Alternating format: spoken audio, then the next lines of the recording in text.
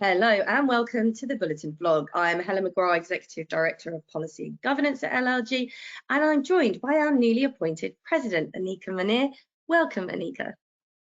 Hello, everyone.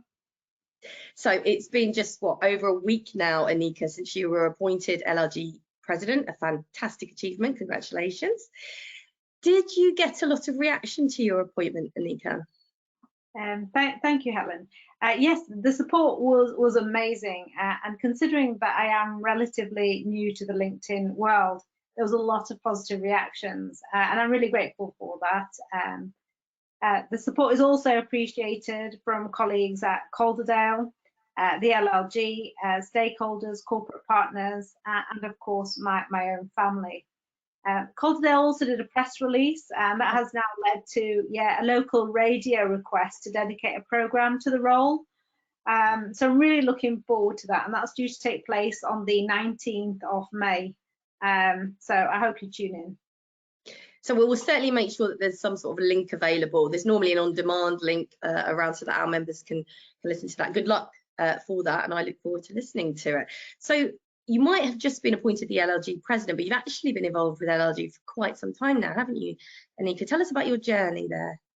Yeah, so I was introduced into the what used to be the Solicitors Local Government Association. I was introduced by my training principal, Richard Winter, who delivered training for the association, and he also led the West Yorkshire benchmarking group. And shortly after I qualified, the SLA and Access merged to form the LLG in 2011.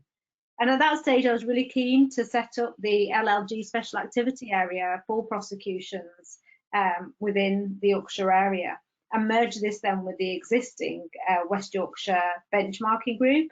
So that's what I did, and I continued to lead the Yorkshire Humberside prosecution group until 2020, when I then became appointed as membership board director. So due to the commitments, I had to take a back seat, but there is still an opening for anyone who's wanting to get involved with that group or even set it up again.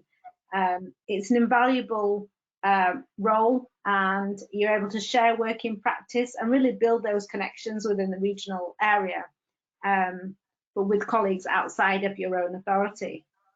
So I really came to realise the value of special activity area during lockdown, when I came to realise that solicitors outside of your authority were actually your colleagues.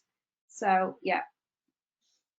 Yeah, so we've really got a big recruitment campaign at the moment, thanks to everybody who's already applied and been appointed within the regions for regional leads in all manner of legal areas within your sector. And it doesn't have to fit in with the standard national lead areas, our national lead areas. If there's a reason why you need to come together with colleagues, we'll be happy to help support that. So please do get in touch, have a look at the news page, because growing that grassroots participation, networking and support is really vital, I think, to the organisation.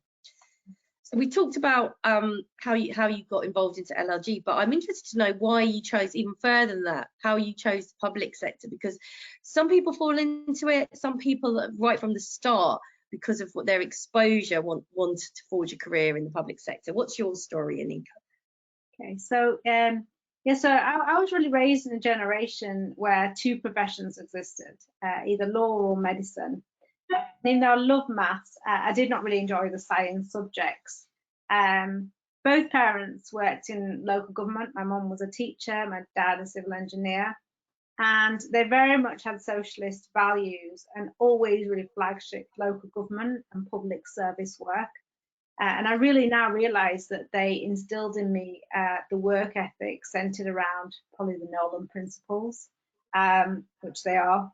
And my parents suggested that I consider then working in local government in-house at legal service. At the age of 13, the state school that I attended offered a work placement at Wakefield Council. So I undertook my first work experience in local government. And even though I didn't understand anything that was actually happening, I do recall that I was really amazed by the idea of working for the people. And really the concept of thinking for the greater good. So at age 13, I left with the belief that local government did everything for the local people, and I really wanted to be a part of that. And generally, I loved history, so I was in awe of the council chambers, which to this day I probably still am, for Bradford Council and the town hall at Calderdale, and just the old historic pictures around that. But the reason I came into it is as a law student, an LPC student, I worked for the Citizens Advice Bureau, and I was a representative for the Home Office. And I was exposed really to a depth of inequity, and that really became a driving force and a desire really to train and qualify in local government and be in a place where I could make a difference. And I made that decision very early on. And throughout my time working in local government, the culture and the work approach, the work-life balance has meant that I've been able to develop my career while raising 4 children. No day has ever been the same, and that constant kind of problem-solving approach to outside of legal work or legal practice work and the ever-evolving political landscape is what has continued to this day to inspire me. I think you're very, very lucky to have had a school that enabled you to go into local authority at such a young age. I think that's really marvellous. I do know that there's quite a few local authorities who take work experience straight from school, but maybe not quite so early on. So I think that's a really great thing in your history that you were able to do that.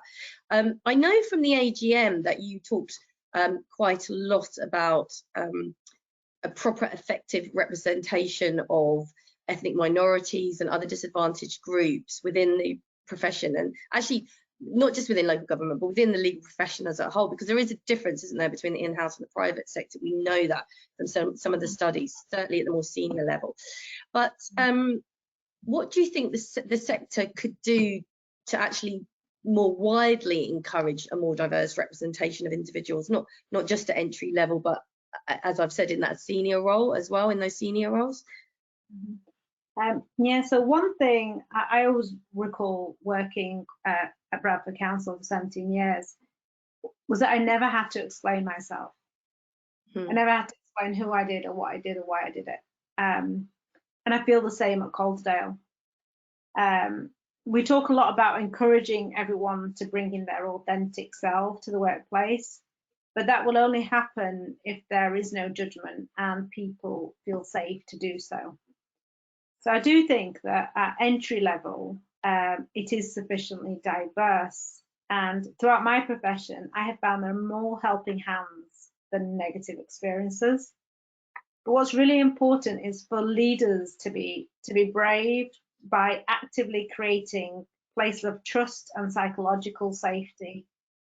And really, from my own experience, for individuals to seek out people who are willing to support them, because they will be there. Representation does speak volumes, and as I said at the AGM, to see is to be. And in order to encourage more those currently in the profession who are in a position to move through the ladder should, or at least consider to do so, in order to create visual role models for future generations.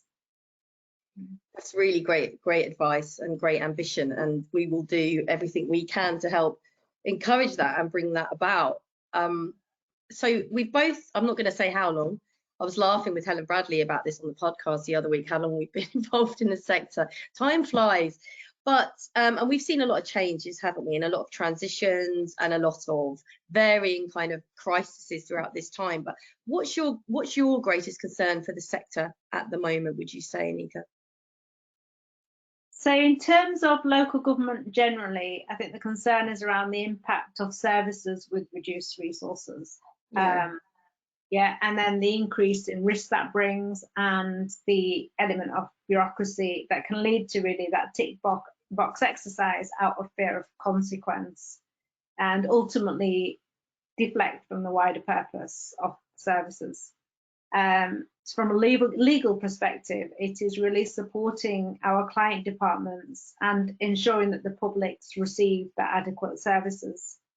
For example, adult social care with the ageing population, reduced work age for the workforce. There are pressures on all departments And this is going to impact the pressure that legal services will have and the expectations of legal service. One of the main concerns I have is around the ethical dilemma due to those competing pressures of the work that we do. So that's one aspect. One other aspect really is legal service delivery and realigning, considering what the in-house service will actually look like in the future, and recruitment and retention and its impact, and how we really address that. Ethical standards and values, really creating those collaborative communities, but leaders reflecting such in the same way in that kind of debate around debate, not hate. Yeah, absolutely. I think the biggest concern there is we're already seeing people not wanting to step forward as counsellors because of the concern around their safety and the abuse and the threats that they're going to get. And we also know from the work that the LGA has done that women and women, those with disabilities and ethnic minorities are more likely to be targeted than counsellors who don't fit those demographics. So the real risk here is we might see even less reflective leadership in terms of the community truly being represented by their own demographic, essentially. I think that's really quite concerning. It's concerning for the LLG, and we're not remote from that. No, not at all. And I think your point about ethical considerations as well is a really good one. Deborah Evans, our CEO, often says, just because you can do something doesn't mean you should do it. And that's that kind of dilemma space. But then we see the other side of that coin, and the post office inquiries happening at the moment. There's some big hitters giving evidence this week, actually. It'll be interesting to see what comes out of that. And I'm inclined to think that really pushed the SRA over the line in terms of the guidance that they've recently been consulting on, which is designed to educate employers, but really ram home to lawyers that you've got your own professional obligations here, and you can't be blindsided by the the push of your employer and the direction they want to travel, as to undermine your ethical conduct and professional standards. And I think that could be difficult, especially at the MO level, Aneeka. Yeah, absolutely. I think the guidance has done really well in terms of providing some practical tips actually on how to address that. So we've spoken about the problems, and you've talked about effective representation, diverse representation, as and seeing if you could see it, you could be it, which I think is a really great cause to champion during your year of office. But is there anything else you might be really focusing on throughout your year? Yeah, I really hope to bring a celebration of those shared values and what it means for local governments and future generations, and ways to recruit to secure attention. I think I have mentioned that before. But by default, in terms of championing, is representation. I see myself as more than a woman who wears a headscarf, but when the mainstream media slant a certain perspective, it is inevitable that my position highlights an alternative and challenges the narrative on a general level. I strongly believe, I've said it and I've said it again, and I've said it before, that if you can see, you can be. And the Lionesses really example this nationally for women. Absolutely, yeah. So I really hope to inspire future generations from any minority group, and hope that my presence breaks those barriers for many. The local government does provide a work-life balance that is sought after by this current generation more than it was by the previous ones. So the local government is ahead of its time in that work area. Absolutely. And I think I think it's right to keep repeating, if you could see it, you could be it, because I think it's so important people really grasp that and understand it. And it's important as well, not just for diversity, but for social mobility as well, because that's another sector who can't comprehend that they might be able to become a lawyer.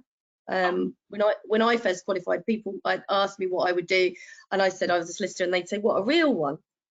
And I'd say, no, one of those pretend ones. So it's interesting to me the perceptions that people have about certain professions and certain individuals, and we definitely need to break those down and take a human-centric approach. Yes, so I'm really hoping that the work with the regional group will be able to flagship the same. Yeah.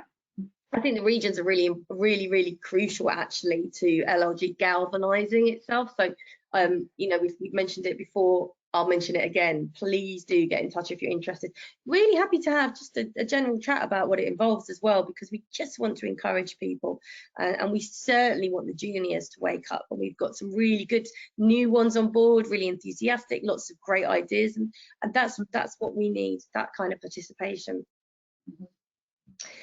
So it's not all just sort of the serious written work, Aneeka. There's also lots of events to be attending with stakeholders. Now, I should just make clear, it's not just a jolly and a nice dinner and an expensive place. It's quite a lot of hard work, isn't it? But are you looking forward to those events? Yes, I really am actually. Diary filled up really quickly, but it would be really good to make those connections with the LLG stakeholders and just be a voice for the LLG. Yeah.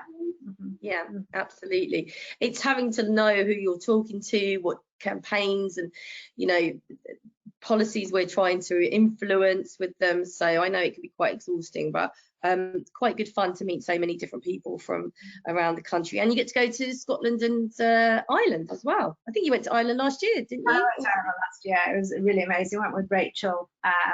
Hosted us amazingly well. Very warm and welcoming. You always get looked after in Ireland, that's for sure. So finally, Aneeka, LLG are always looking for people to get involved, as we've said. So what would you say are the main advantages for people getting actively engaged with LLG? What would it do for people if they do get involved with us? One of the biggest things for me has been that learning, the connecting and development from a personal and professional perspective. The LLG is a national voice and local government is an arm to central government. So the national political change affects the work we do in local government. The LLG provides a huge realisation for that, and for what the work in-house lawyers do is more about democracy and good governance at all levels.